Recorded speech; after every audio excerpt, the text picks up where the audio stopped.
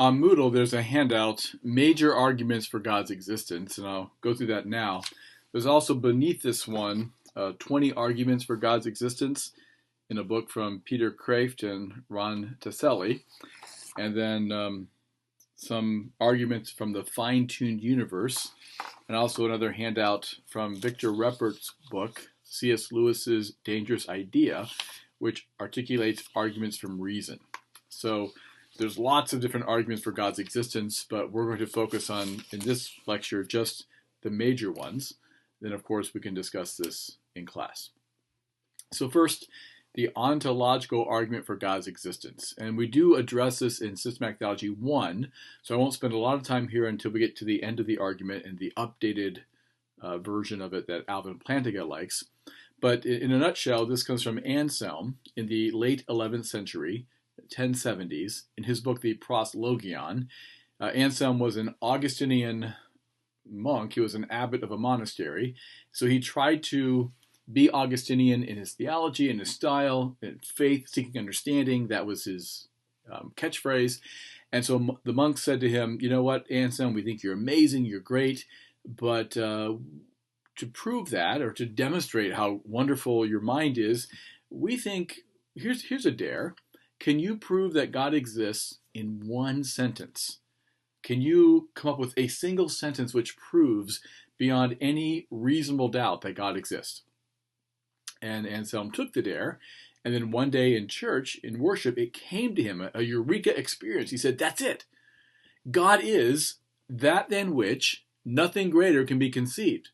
And if that's what God means, if that's what the term God means, well then he's got to exist. Because which is greater? To have all these perfections like holiness, love, goodness, righteousness, and truth, to have all these perfections and not exist, or to have all these perfections and to exist? Well, clearly it's better and greater to have all the perfections and to exist. So Anselm said, well, that cinches it. God, what it means to be God is greatest possible being, that than which nothing greater can be conceived. Even atheists say, yeah, that's what God means. In fact, that's what we don't believe in. Anselm said, well, that's why Psalm 14:1 says, you're a fool. Who says God, and the name God, if you unpack it, it means greatest possible being. What kind of person says God does not exist? Who contradicts themselves in one sentence? An idiot. A big fool. And so Anselm, this is called the ontological argument because it's demonstrating God's existence from the being of God. The being of God is the greatest possible being, that than which nothing greater can be conceived. And if that's what the being of God means, well, then he's got to exist. Otherwise, whatever you're talking about is not the greatest possible being, is it? So this argument it's been challenged from the very beginning, right? There's a monk in Anselm's day named Ganilo, and Ganilo wrote a response to Anselm in defense of the fool. And Ganilo said, you can't prove God from your own head. He said, I can think of a greatest possible island, and the island doesn't have to exist. Anselm responded, well, sure. But we're not talking about greatest possible individual things like islands or meatloaf or hammers. We're talking about the greatest possible being itself. And that being, it has to exist or it's not the greatest.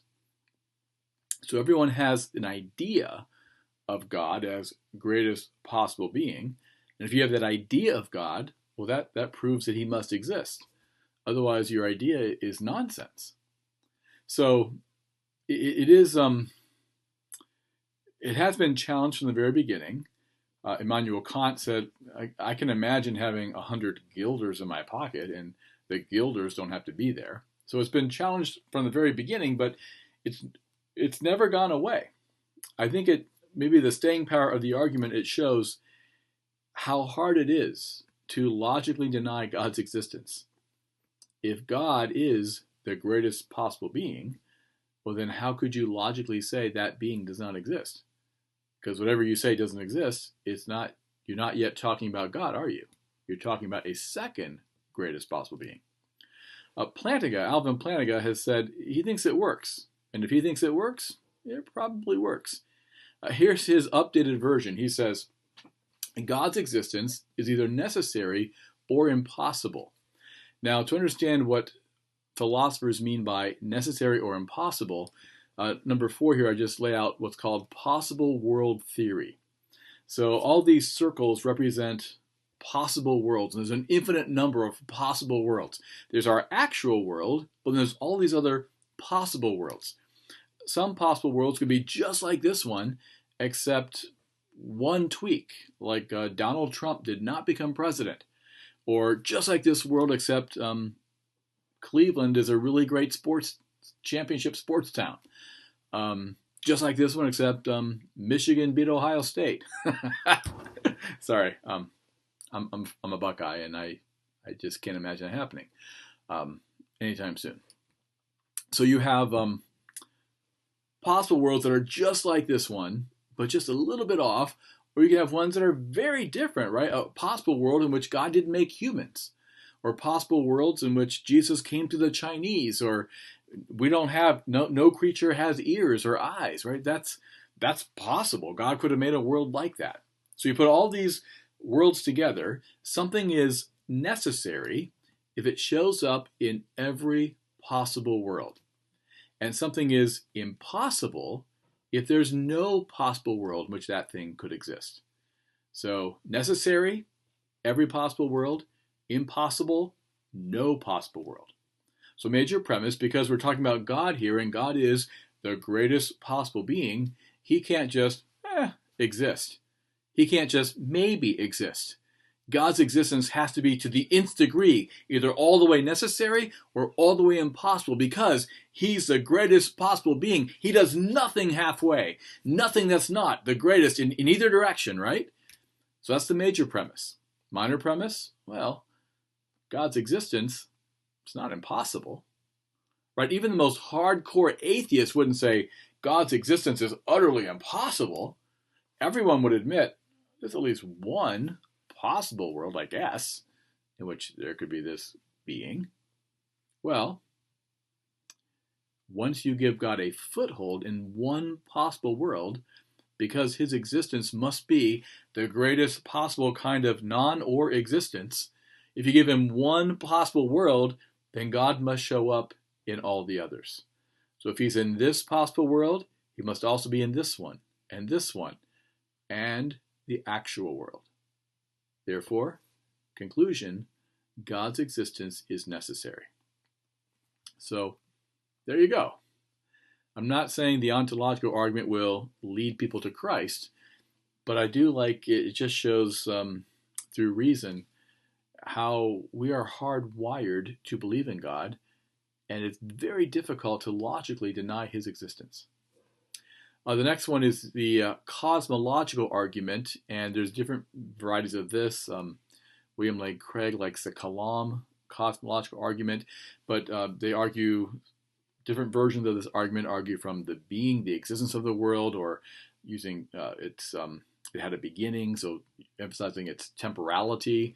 Whatever had a beginning must have had something that began it, or just the sheer existence of the world. So why is there anything? The world requires a world maker. How did anything come to be? It's really hard. Who's that famous scientist who was in Hawking, right? Stephen Hawking passed away a few years ago, and he was in the wheelchair, right? This genius of a scientist and, I guess, physicist. But his best argument for how the world got to be here without God was somehow there were bubbles. It's just like if you're boiling water, different bubbles arise, and most of the bubbles popped, but one bubble didn't, and that's our world. Of course, you still haven't explained where the bubbles came from, but that's the best he could do. So this is a pretty strong argument. Like, just point to anything and say, how'd that get here? Well, that certainly implies God. The next one, the teleological argument. This is the cosmological argument plus. It's not just the bare existence of the world. It's the world exists, but it's also beautiful. It's good. It looks like it was designed on purpose, right? So the cosmological would be, look at that tree. Who made that? Must be God. The teleological says, look at that tree. It's beautiful. Consider how photosynthesis works, how the tree gives us oxygen and we give it back carbon dioxide. Look at how the fruit it gives us, the peaches, just how wonderful they taste. It looks like someone designed that tree. A version of this would be the finely tuned world that we live in. So that handout from on Moodle, the fine-tuned universe, gives lots of different aspects of that. Just a couple that stand out to me. First of all, think small. I once heard a January series physician give a lecture, and he said, if you take your fingernail and just scratch your finger, about 10 or 12 skin cells flake off. Each one of those cells includes all of your DNA, which if you stretched out would fill 300 Encyclopedia Britannicas. Remember those before we had the internet? That's amazing, right? Each one of my skin cells, and they just flake off and go down the drain.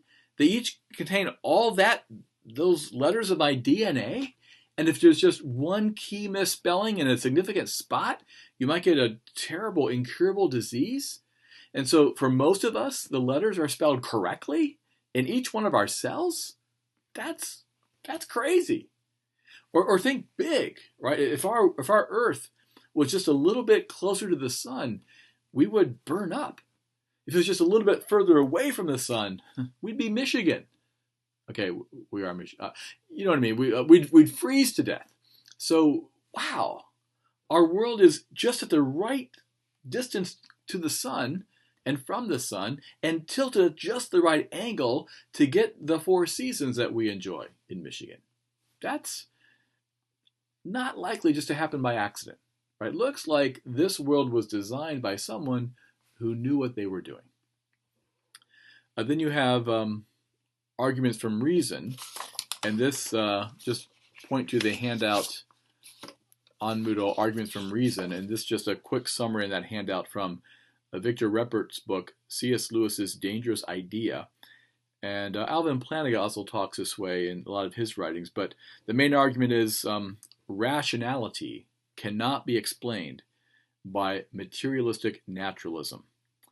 In the modern era, materialistic naturalism is the number one challenger to the Christian faith, and it can't make sense of reason. For instance, the first argument from intentionality.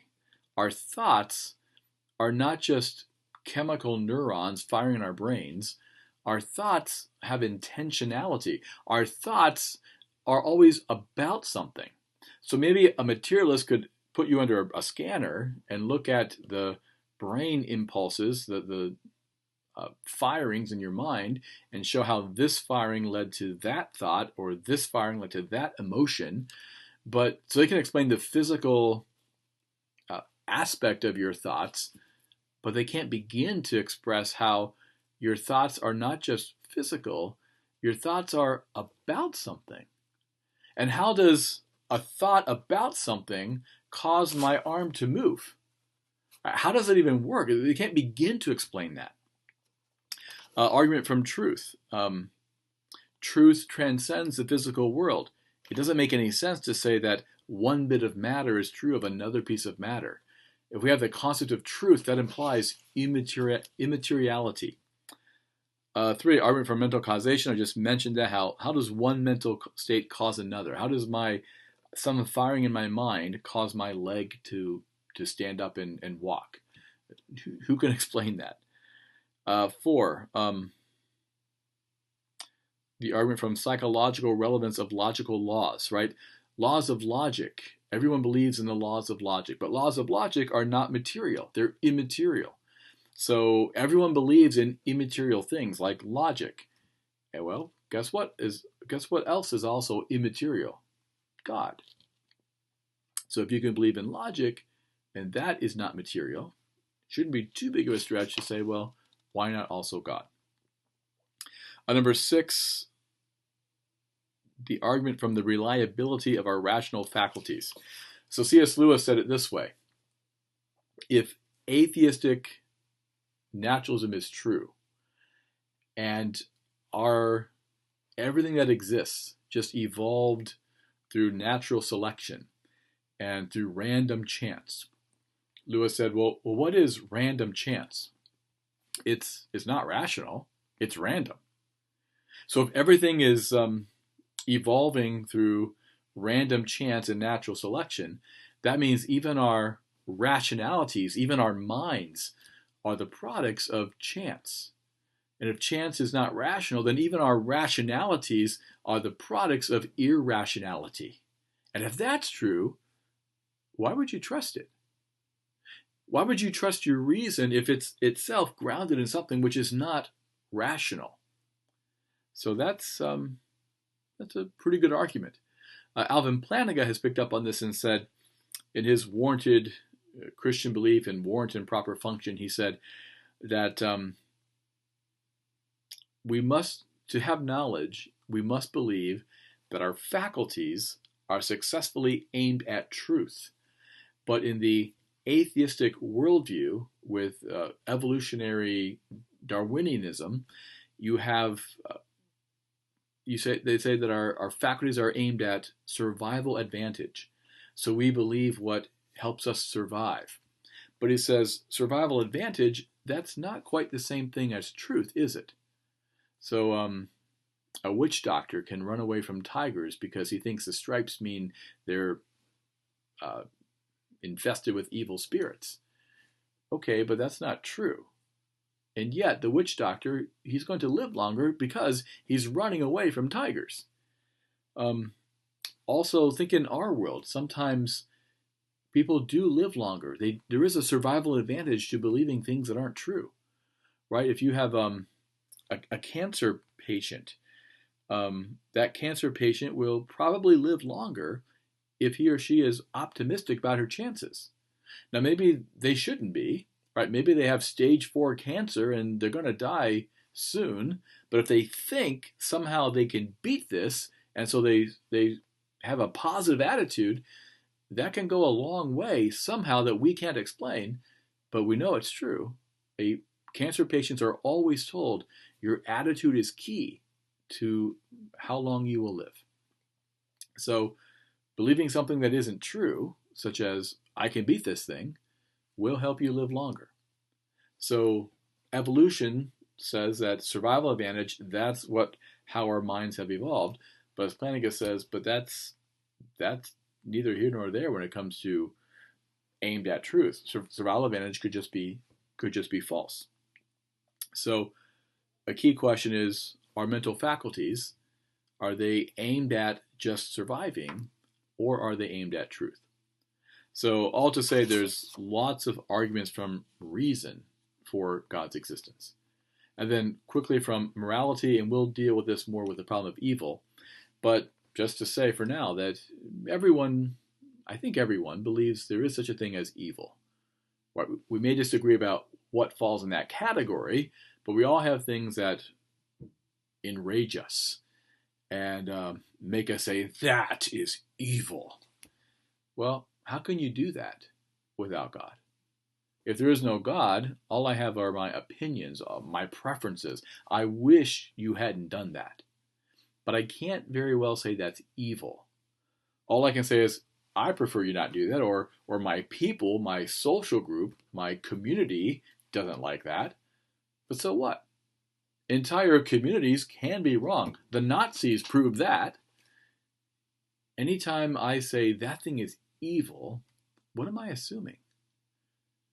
There's a God. A grand says who? A being who transcends me, you, and everyone, and that being is offended by that action. That's why that action is evil. So you can't it's not possible to ground morality. We all have one. We all have morality. We all think some things are clearly not just wrong, but evil. Well, you can't have that if you don't believe in God. So that's some of the major arguments for God's existence. the ontological, the cosmological, the teleological, the some arguments from reason and morality. Of course, there's lots of other sub-arguments, but those are kind of the main categories. And in class, we can discuss them further. Any questions you have, which ones you like the most, and maybe which ones you think maybe aren't all that impressive. Thanks.